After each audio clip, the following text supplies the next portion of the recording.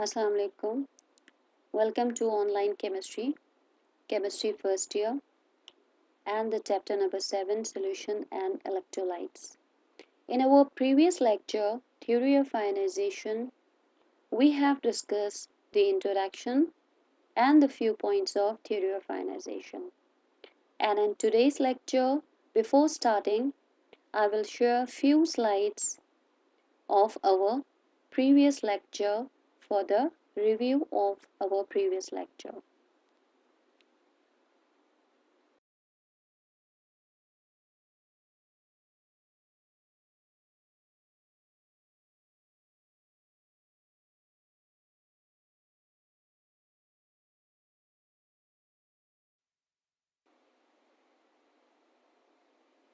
When electric current is passed through the electrolytic solution, the ions begin to travel to its opposite electrodes.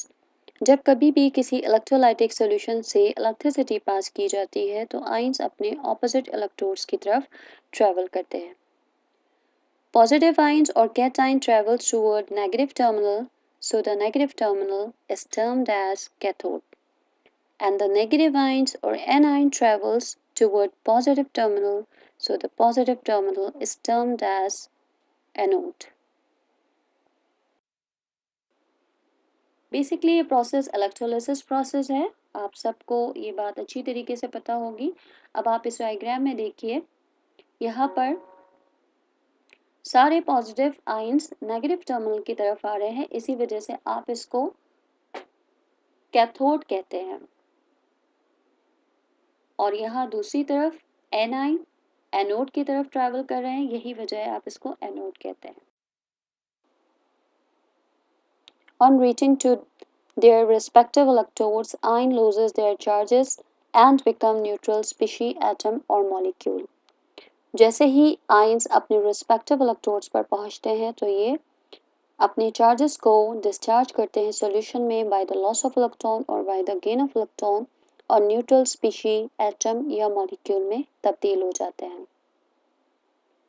Bye the gain of electron, यहाँ पर sodium plus ion की मिसाल है. ये अपने positive ion को discharge करता है bye the gain of electron और रिडक्शन करता है और तब्दील हो जाता है न्यूट्रल सोडियम मेटल में. By the loss of electron, यहाँ पर क्लोराइड आयन लूज करता है इलेक्ट्रॉन सॉल्यूशन में और न्यूट्रल क्लोरीन मॉलिक्यूल में तब्दील हो जाता है. सोडियम आयन इलेक्ट्रॉन गेन करके यहाँ पर रिडक्शन प्रोसेस करता है और यहाँ पर क्लोराइड आयन इलेक्ट्रॉन लूज करके ऑक्सीडेशन प्रोसेस अंजाम देता है. इस प्रोसेस को यहाँ हम इस इक्वेशन और इस डायग्राम की मदद से समझ सकते हैं. यहाँ अगर हम देखें, कैथोड पर सोडियम प्लस 1 आयन एक इलेक्ट्रॉन गेन करके सोडियम मेटल आयन में तब्दील हो रहा है, और दूसरी तरफ अगर एनोड पर हम देखें तो यहाँ पर क्लोराइड अपने माइनस साइन यानी कि नेगेटिव चार्ज को डिस्चार्ज कर रहा है इलेक्ट्रॉन की फॉर्म में और एक न्यूट्रल क्लोरीन मॉलिक्यूल में तब्दील हो रहा है.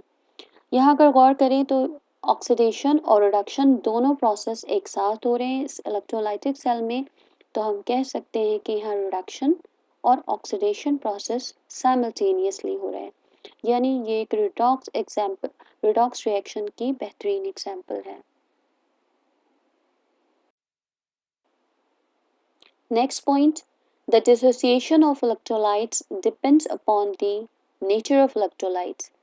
इलेक्ट्रोलाइट्स की डिसोसिएशन डिपेंड करती है नेचर ऑफ इलेक्ट्रोलाइट्स पर, यानी कि वो स्ट्रॉन्ग इलेक्ट्रोलाइट है या वीक इलेक्ट्रोलाइट है, और डिग्री ऑफ डाइल्यूशन पे. डिग्री ऑफ डाइल्यूशन मीन्स कितना सोल्यूशन कंसनट्रेटेड है और कितना सोल्यूशन डाइल्यूट है.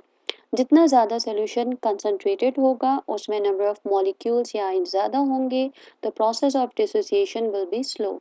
जबकि डाइल्यूट सोल्यूशन में डिसोसिएशन प्रोसेस स्पीड अप तेज़ी से होता है. टेम्परेचर जितना ज़्यादा होगा आयनाइजेशन या डिसोसिएशन प्रोसेस उतना ही ज़्यादा होगा. इट मीन्स टेम्परेचर से ये डायरेक्टली प्रोपोर्शनल है.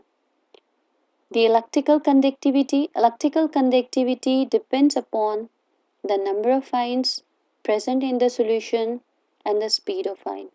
The number of ion present in the solution means वही डिग्री ऑफ डायल्यूशन, यानी कि कोई भी सोल्यूशन जितना ज़्यादा कंसनट्रेटेड होगा उसमें नंबर ऑफ सॉल्यूट पार्टिकल्स ज़्यादा होंगे, मॉलिक्यूल्स के आयंस के दरमियान ज़्यादा से ज़्यादा अट्रैक्शन होगी, जिसकी वजह से उनकी जो मोबिलिटी होगी या मूविंग प्रॉपर्टी होगी वो कम होगी।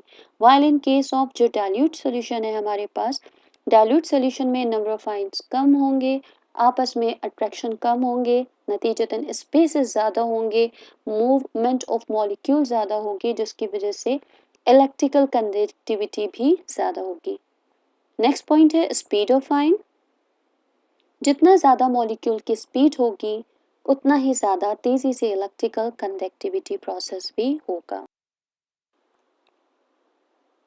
Few references of the books here for you students, and I have collected few informations from Wikipedia and the picture collected from the Google images. Now that's all students, and be focused towards your studies, and thank you.